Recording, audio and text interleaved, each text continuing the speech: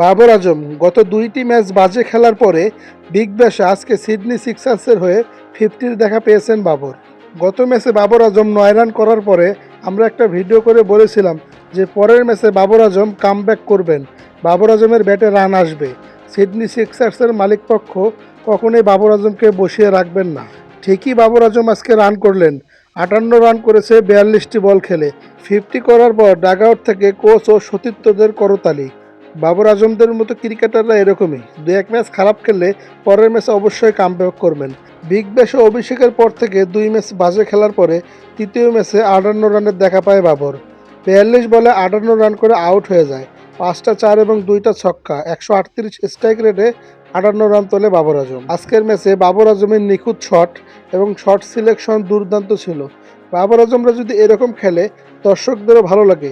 Babar Azam Sydney সিক্সার্সের জার্সিতে এরকম একটা ম্যাচ খেলার পরে মোস্ট 50+ স্কোরের তালিকায় 4 নম্বরে উঠে এসেছে পুরো ওয়ার্ল্ড ওয়াইডে। বাবরের ব্যাটে 58 রানের উপরে ভর করে সিডনি সিক্সার্স 198 রান স্কোরবোর্ডে উঠায়। এরপরে বোলিংয়ে এসে দুর্দান্ত বল করে বিপক্ষ দলকে 151 রানে অল আউট করে দিয়ে 47 রানের একটি জয় তুলে নেয় সিডনি সিক্সার্স। বাবর আজমের এই ম্যাচটিকে আপনারা কীভাবে দেখছেন কমেন্ট করে জানাতে পারেন।